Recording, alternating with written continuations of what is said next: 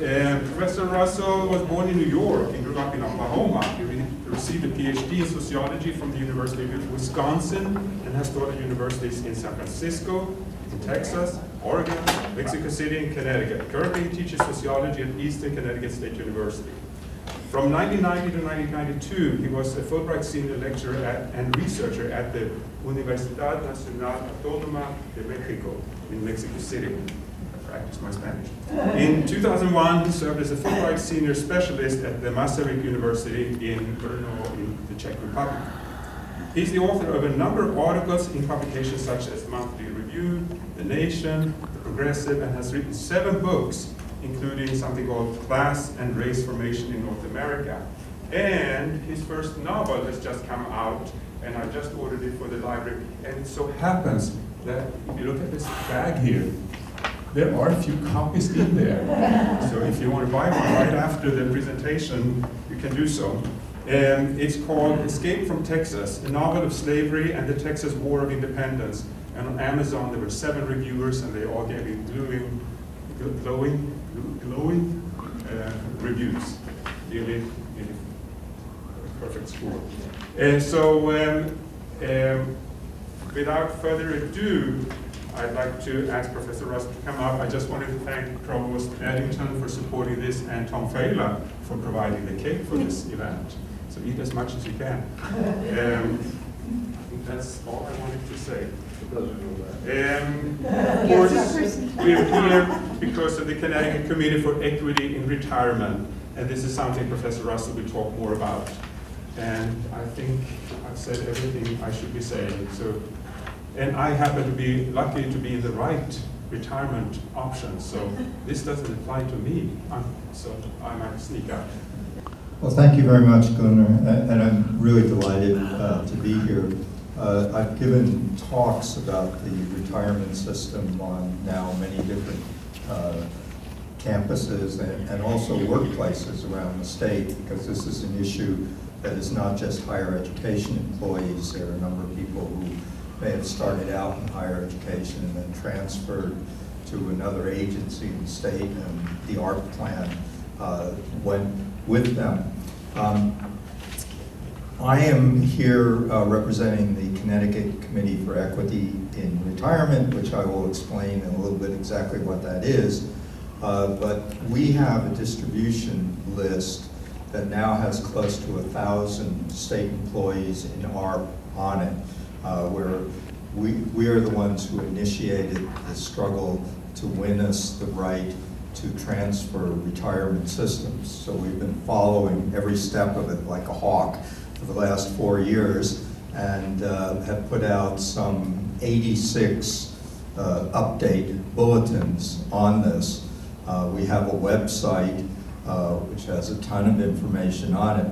Anyway, I'm telling you at the beginning, because if you'd like to be on our distribution list, just put your name and your email address, and I'll add you right to it. So let's start that round. Okay, I came to Connecticut in 1986, and I was very happy to get the job that I had at Eastern Connecticut State University. And I probably, like a lot of you, did not know very much about retirement systems. I went into the HR office as I was getting my parking sticker and signing up for the health plan, and they said, oh, and you also have to sign up for the retirement plan. And I saw that there were 2 choices. One was the alternate retirement plan, and the other was the state employees retirement system. And I asked the person, what is this choice? And she said, oh, yours is ARP. That's what all the professors go into. And I thought about it, and then I saw TIAA CREF. I had been in 2 other universities where I had been in TIAA CREF, so it just seemed like that was an obvious thing to do. So I signed it and didn't think very much about it. Well, my ignorance, it was the single worst financial decision I've ever made in my life happened at that point. About a year later, when we received notice that we could change our medical insurance that we get every year, I had begun to think and begun to wonder whether I had made the right decision. And so I went back to the HR office and I asked them, would it be possible to change the retirement system? And they said, oh no, once you move into that system, you must stay in it. It's an irrevocable choice. And I said, I didn't understand it as an irrevocable choice. And in fact, we have looked back and there is nowhere in those papers that indicates that this is a one-time choice for the rest of your life. So that's one of the issues that we've had with this whole situation. If you think about it, there are very few irrevocable decisions you make in life. I mean, if you buy a house, you can get out of the house by selling it. You can get out of a bad marriage by divorcing. But we were like stuck in this retirement system, a kind of financial bondage of sort that had been there. And this all became an issue later on. In the early 1990s, I began to kind of wonder about this a little bit more. And so I had to figure out what these retirement systems were. I really didn't know the first thing about them. I was just taking it on faith that, okay, you're in this retirement system, when you retire, you'll get some sort of pension or income. But I really didn't know how it worked. So I looked into the two different systems, SERS and ARP. And the way that ARP works, which I didn't know at the time, and I suspect a number of other people don't know, is that you build up a certain amount of money via investments during your working career. Okay? And almost everybody knows that much, because we always get these quarterly reports that are going up and up and up, or in one case down steeply. But very few people understand what you're supposed to do with this when you retire. And what you're supposed to do with it, according to the way these plans are set up, which are essentially 401k plans. It's technically a 401a because it's for state employees, but it's on the same principle as a 401k, is that you're supposed to then transfer what you have built up into an annuity. Okay? An annuity is a product that is sold generally by a life insurance company, where you give them your money and they give you a promise that they will pay you an income for the rest of your life based upon how much you give them. Okay, so finally I understood that much. Okay, and then looked at SERS. Okay, and SERS operates on a different principle, which is it's based on the number of years that you work, which then gives you credits that you take those number of years and you multiply them by a multiplier. In the case of Tier 2 and 2A, the multiplier is 1.6. So if you have worked 10 years, 10 years times 1.6 equals 16, right? Okay, that would mean that you would get 16% of your final salary.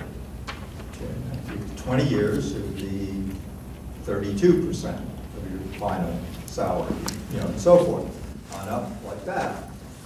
And so those look very different, right? Okay.